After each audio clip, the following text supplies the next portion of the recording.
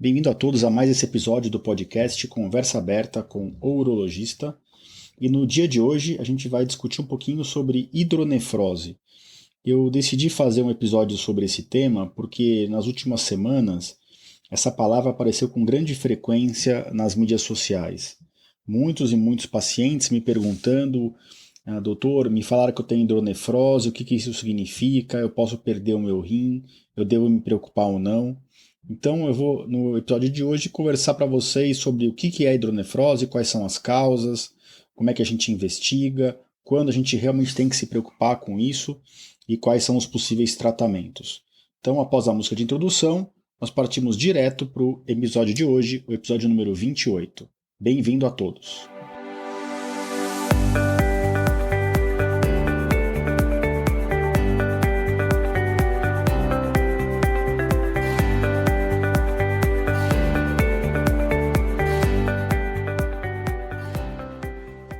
Bem-vindos ao podcast Conversa Aberta com o Urologista.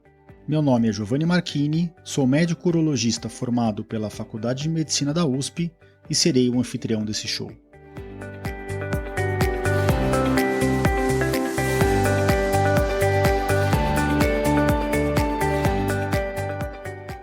Nesse podcast, queremos compartilhar conhecimento confiável e de qualidade sobre saúde. Com um formato único e inovador, e sempre com o foco no paciente, nós vamos esclarecer as suas dúvidas, trazendo todos os ângulos das situações vivenciadas no dia a dia da urologia.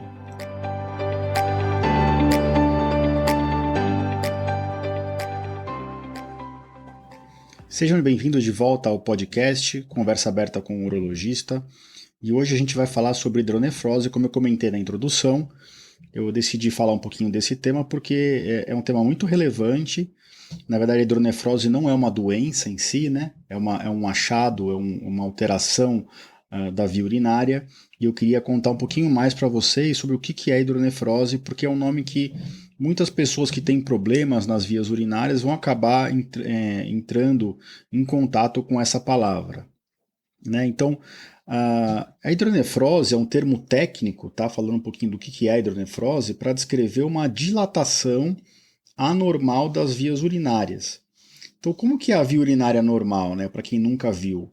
E é importante deixar claro aqui que no podcast a gente não pode mostrar muita imagem, né? Não tem vídeo, mas no episódio 28 do meu site, nesse capítulo de hoje do podcast, eu vou deixar, além de tudo que está sendo discutido aqui, eu vou deixar algumas imagens para ficar muito claro para vocês, né, o que é uma via urinária normal e o que é uma via urinária hidronefrótica, tá?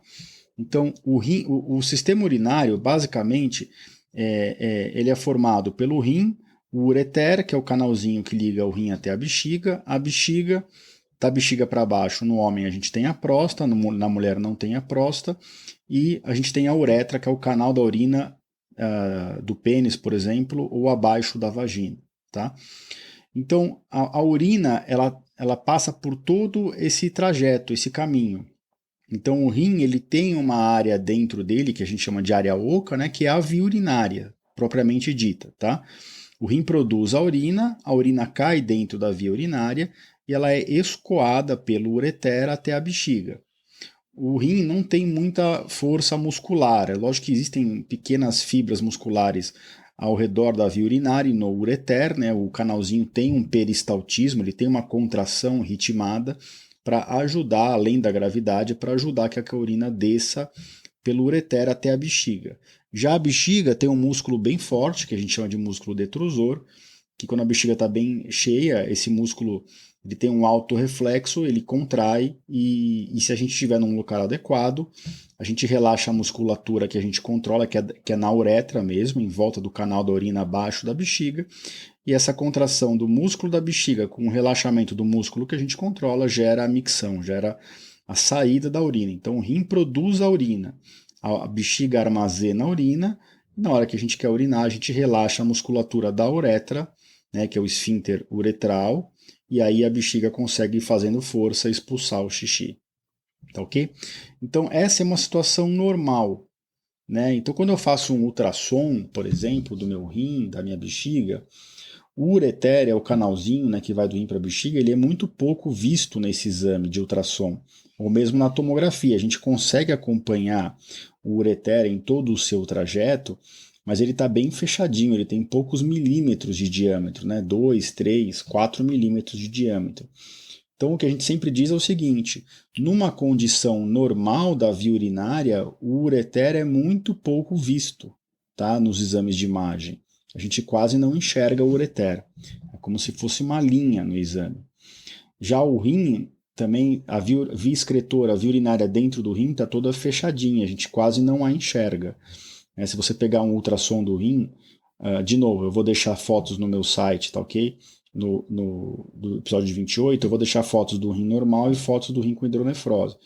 Então, a via urinária dentro do rim, ela quase não é possível de ser vista quando o rim está normal.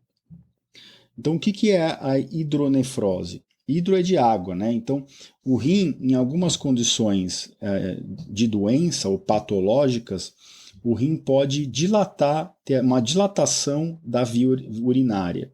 Então, não é uma dilatação do parênquima, da área sólida do rim, é uma dilatação da via da urina.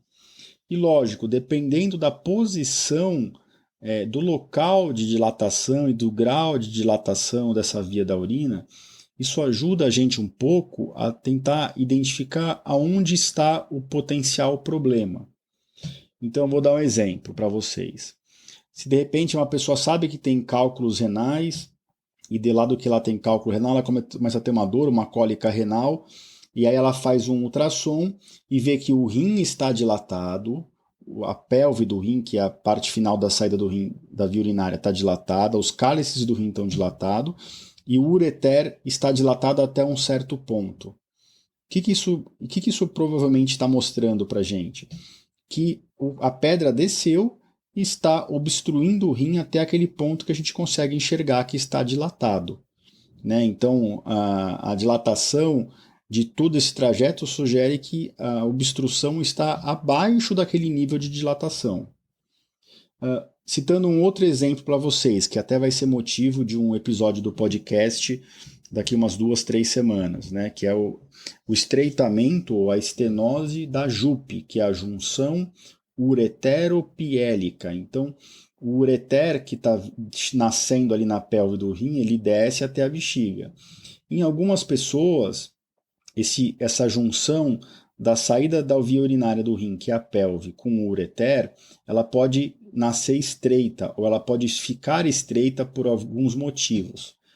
E aí o que acontece? Ela fica estreita ali, o rim continua produzindo a urina, então daquele estreitamento para cima, o rim acaba dilatando, né? Então acontece uma hidronefrose. Naquele caso do cálculo que eu comentei agora há pouco, aconteceu uma ureterohidronefrose, uma dilatação do ureter e do rim. Aqui no caso da estenose de JUP, nesse exemplo mais atual, acontece apenas uma hidronefrose, apenas uma dilatação hídrica do rim. Por quê? Porque daquele ponto de estreitamento para baixo, ou seja, da JUP para baixo, o ureter está bem fininho, a urina não está conseguindo passar bem ali. Então a dilatação ali do ureter não acontece. Então eu estou dando esses dois exemplos diferentes para vocês para mostrar que às vezes o local da dilatação e a forma que ela se apresenta para a gente traz muitos indícios de aonde é o local de obstrução, se é que esse local existe, né? A gente pode separar as causas de hidronefrose patológica, né, de dilatação do rim patológica, em causas obstrutivas e em causas refluxivas. As causas obstrutivas são muito mais frequentes. Então não é incomum das pessoas esquecerem das causas refluxivas.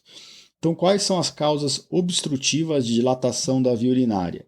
Esses dois exemplos que eu citei são os mais frequentes, né? Cálculo renal é o mais frequente de todo. O cálculo desce, obstrui o ureter em algum ponto, então está obstruindo o rim. Então, é uma dilatação do rim por uma causa de obstrução. Da mesma forma, esse estreitamento congênito, né, de nascença, geralmente da JUP, do início do ureter ali perto da pelve do rim, É uma causa obstrutiva, o rim está produzindo a urina e a urina não está conseguindo escoar. Temos outras causas obstrutivas? Temos.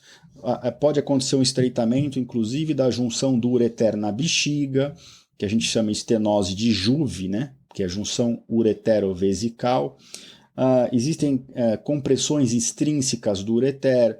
Então, por exemplo, uma lesão do canal da urina numa cirurgia ginecológica, numa cirurgia abdominal, qualquer que ela seja, ou às vezes algum surgimento de algum tumor na via urinária, no ureter, algum tumor externo ao ureter, no intestino, por exemplo, que está comprimindo o ureter. Isso faz com que o rim dilate por uma causa obstrutiva. Então, as causas obstrutivas, elas são mais frequentes. Mas a gente, como eu disse, não pode esquecer, toda vez que a gente vê um rim dilatado, e nesse caso das causas refluxivas, o ureter também tem que estar dilatado, o que pode estar acontecendo, na verdade, não é que o rim está com dificuldade de jogar a urina para frente. Na verdade, pode estar acontecendo uma falha no mecanismo antirrefluxo da bexiga com o ureter. O nosso ureter, que é o canalzinho que vem lá de cima do rim, quando ele vai implantar na bexiga, ele não implanta de forma direta a 90 graus, ele atravessa a musculatura da bexiga, ele tem um trajeto como se fosse um túnel dentro da bexiga. E esse túnel ajuda para que não haja refluxo. Quando a bexiga vai enchendo, a própria urina dentro da bexiga comprime esse túnel, então não ocorre numa pessoa normal o refluxo, o retorno da urina da bexiga para o rim. Mas, por diversos motivos, e o mais comum aqui é o de nascença, pode estar acontecendo uma falha na implantação desse ureter na bexiga. Então, tem crianças que nascem com esse túnel do ureter na bexiga muito curto. E aí, o que acontece? A urina tem facilidade em retornar ao rim. Em pessoas adultas do sexo masculino, às vezes a obstrução da próstata, né, que é da bexiga para frente, né, infravesical, se a pessoa começa a urinar, a bexiga fazer muita força e a urina não consegue passar pelo canal do xixi da uretra, pela próstata, às vezes começa a dilatar o ureter. A urina está tão alta a pressão dentro da bexiga que começa a voltar a urina pelo canal do ureter. Então essa seria outra causa refluxiva. Tá ok? Então lembre-se, se você acha um rim dilatado, com o ureter dilatado, pode estar acontecendo várias coisas. Pode estar acontecendo uma obstrução em algum lugar do rim, em algum lugar do ureter, mas também pode estar acontecendo um refluxo. Outra causa que a gente aborda muito na urologia infantil são crianças do sexo masculino que nascem com uma válvula de uretra posterior. Então, logo na saída da bexiga começa a uretra, que a gente chama de uretra posterior, e algumas crianças nascem com uma pequena membrana nessa uretra, né, que a gente chama de válvula. E aí o que acontece? A bexiga dessa criança tem muita dificuldade, é como se fosse uma obstrução da próstata, mas em vez da próstata crescida é uma válvulazinha, uma membrana, fibra ali, fibrótica, que dificulta a saída de urina da bexiga. E aí isso pode fazer com que a bexiga da criança dilate e comece a refluir urina para o rim. Né? E algumas crianças com isso, inclusive, já nascem até com um problema gravíssimo na bexiga, no rim, até já nascem às vezes em insuficiência renal. Tem outras que têm essa válvula de forma parcial e nascem com a bexiga boa e a gente vai lá e cauteriza essa válvula. Então, eu estou citando só exemplos aqui para vocês, mas para mostrar que, de novo, dependendo do tipo de dilatação, do local de dilatação, da idade do paciente, isso ajuda muito no diagnóstico. Então, uma válvula de uretra, por exemplo, que acontece da bexiga para frente, né, essa dificuldade de drenagem da bexiga para baixo, vai acabar provavelmente dilatando os dois rins. Diferente de uma estenose de Jupe, um estreitamento lá em cima do canal da urina, na junção dele com o rim, aí vai dilatar apenas aquele rim que está doente. Então, isso ajuda muito a gente na suspeita. É lógico que é difícil, pelo quadro clínico apenas, a gente matar o diagnóstico. Nós, geralmente, nos valemos de exames de imagem, uma série de exames, para tentar identificar o problema, identificar se aquilo está colocando a vida da pessoa ou aquele órgão, aquele rim em risco. Quais são os exames mais comuns a gente fazer, que identificam e que nos ajudam a entender a hidronefrose? Então, para causas obstrutivas, a gente pode usar o ultrassom, vai ver essa dilatação que nem eu falei. Às vezes a tomografia também vê a dilatação, né? E são exames de morfologia, de formato.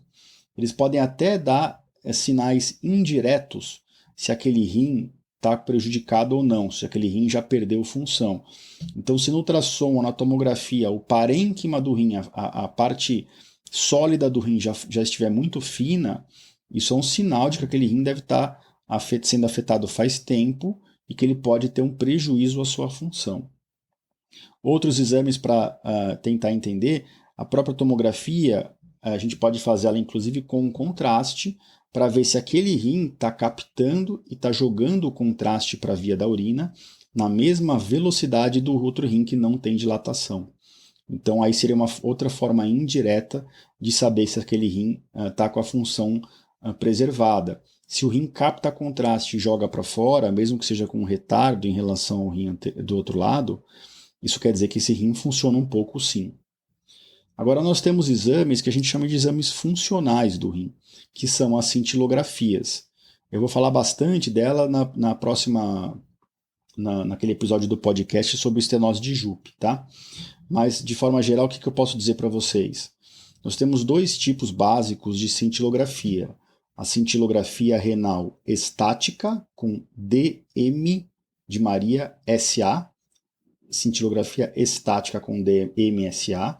Essa cintilografia nos ajuda a comparar um rim em relação ao outro em termos de função. Então, a somatória dos dois rins sempre dá 100%. Isso não quer dizer se os rins globalmente estão funcionando bem ou não. Ela é só um exame comparativo de um rim em relação ao outro, tá? E aí a gente vê se tem uma diferença grande. Então, por exemplo, se está 50% barra 50% o rim direito e o rim esquerdo, isso quer dizer que eles estão funcionando de forma muito simétrica, muito parecida. Já se aquele rim com dilatação ele tem 40% e o rim não dilatado tem 60%, isso sugere que esse rim dilatado já perdeu um pouco de função e que a gente deve tentar fazer algo logo para que ele pare de perder função. A gente pode não recuperar a função dele, que ele já perdeu, mas a gente pode tranquilamente estabilizar o processo. Tá? O outro exame de cintilografia é o exame de cintilografia com DT de tatu PA. O DTPA, o que ele avalia? Ele mostra os rins captando o radiofármaco e jogando esse radiofármaco pela via urinária depois que a gente injeta um diurético. E aí a gente avalia as curvas de excreção dessa substância. E o rim que está obstruído, ele tem uma curva sempre ascendente ou achatada, é uma curva que a gente não vê o rim jogando o radiofármaco para fora rápido depois do diurético. Enquanto que no rim que está normal, rapidamente, depois do que a gente injeta o diurético, o rim joga todo esse radiofármaco para fora na via urinária. Tá? Então esses são os exames de cintilografia, eles têm alguns detalhes que eu vou comentar no outro episódio, mas de forma geral é isso. Agora esses exames são para avaliar muito obstrução, de preferência obstruções altas da via urinária, né? do ureter para cima, né? Na júpia, no ureter.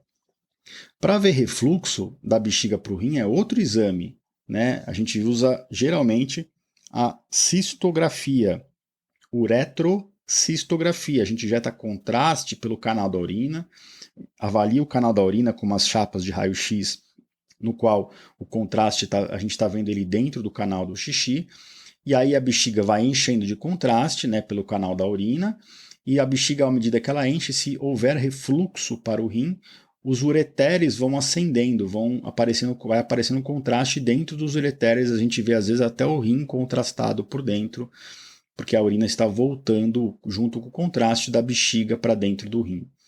Às vezes isso não acontece, isso acontece na fase de micção, quando o paciente apresenta a contração do músculo da bexiga. Então, esses de forma geral são os exames. Temos outros exames, como a uroressonância, a urografia excretora, que é um outro exame contrastado para ver a via urinária, mas hoje a gente usa muito a tomografia com contraste para avaliar isso, e só quando o paciente é alérgico a contraste a gente acaba fazendo uma uroressonância para tentar avaliar a via urinária. Cabe aqui algumas observações. Em alguns pacientes, acontece uma dilatação da pelve do rim, que nos exames de imagem dão a impressão de hidronefrose. E, na verdade, é só uma pelve que é um pouquinho mais bojuda, né? Um pouquinho maior o seu diâmetro e mais para fora dos limites do rim. A gente chama isso de pelve extra-renal ou extra-hilar, porque ela é longe do hilo, dos vasos do rim. E isso é só uma variação anatômica, não é uma doença, tá? Então, os exames também nos ajudam a diferenciar uma pelve extra-renal, que é só uma variação da anatomia normal e nada precisa ser feito, de uma hidronefrose, que é uma coisa patológica, uma situação em que algo precisa ser investigado e tratado para que o paciente não perca o rim. Pelve extra-renal não causa problema nenhum ao rim, tá? Então, quando que o rim está ameaçado? Nas causas obstrutivas, se a gente faz a cintilografia e vê que o rim está com uma função menor do que o outro, que ele está muito obstruído, a gente tem que tentar desobstruir. Se a causa da obstrução é um cálculo, tem que ir lá e tirar o cálculo, deixar um duplo J. Se a causa da obstrução é um estreitamento da JUP, a gente tem que ir lá e corrigir cirurgicamente esse estreitamento, refazer essa junção com cirurgia. Cirurgia aberta, o que é mais raro hoje, ou por vídeo ou robótica, tá? E também deixa um duplo J depois, que fica de 4 a 6 semanas, em geral. Já se as causas são refluxivas, nem todo refluxo oferece risco ao rim. Antes da gente nascer, o refluxo pode ser muito prejudicial ao rim, mas depois que a gente nasce, o principal problema é quando o refluxo do rim, da bexiga para o rim, está associado a infecções urinárias.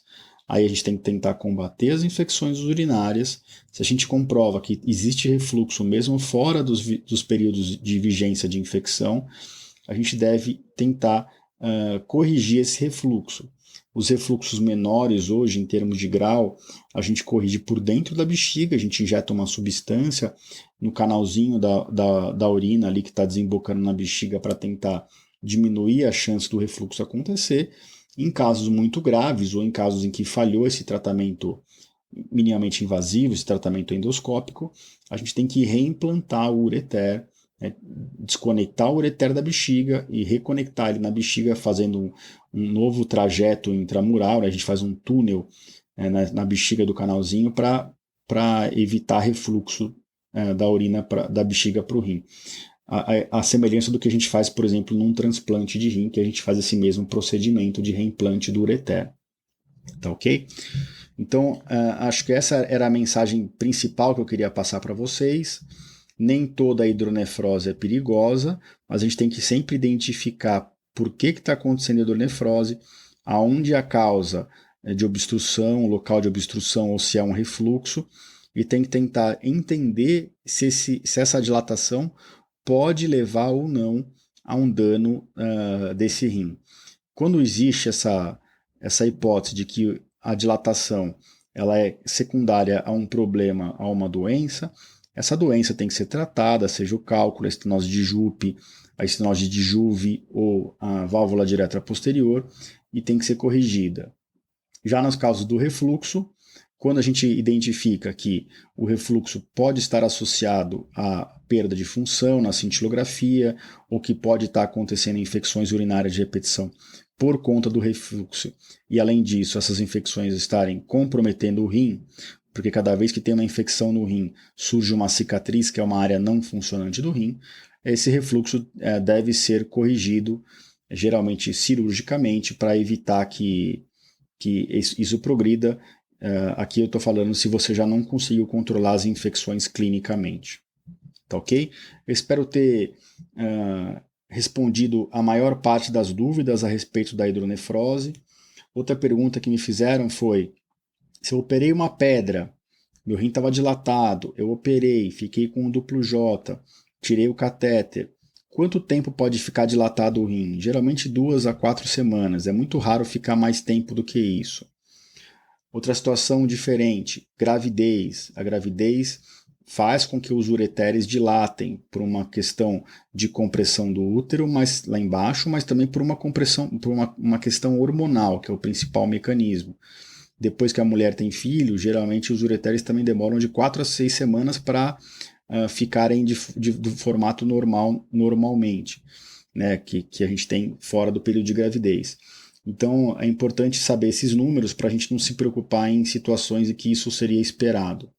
Agora, se operou uma pedra, tirou o duplo J, depois de 6 semanas fez um ultrassom e tem hidronefrose, a gente tem que ver se aquela pedra, onde ela foi tratada, se ali não surgiu uma reação de cicatrização, um estreitamento do ureter, por exemplo, e que aquilo pode estar colocando o rim da pessoa em risco.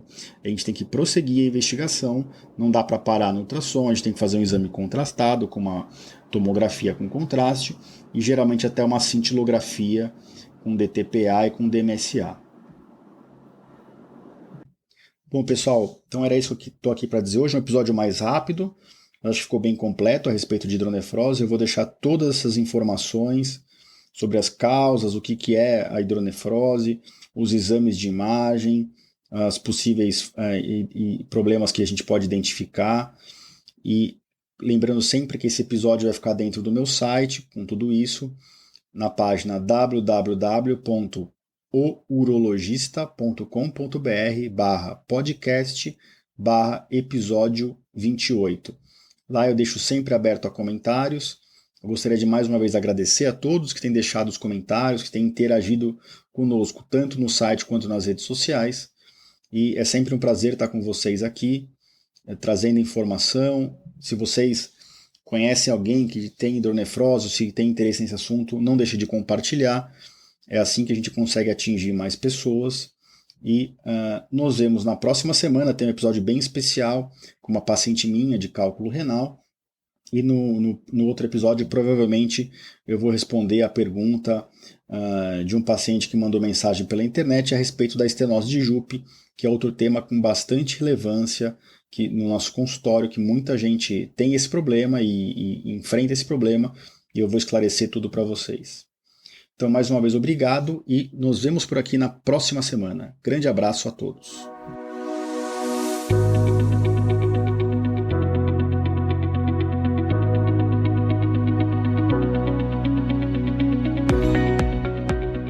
Você ouviu a mais um episódio do podcast Conversa Aberta com o Urologista. Mais uma vez, obrigado e até o próximo.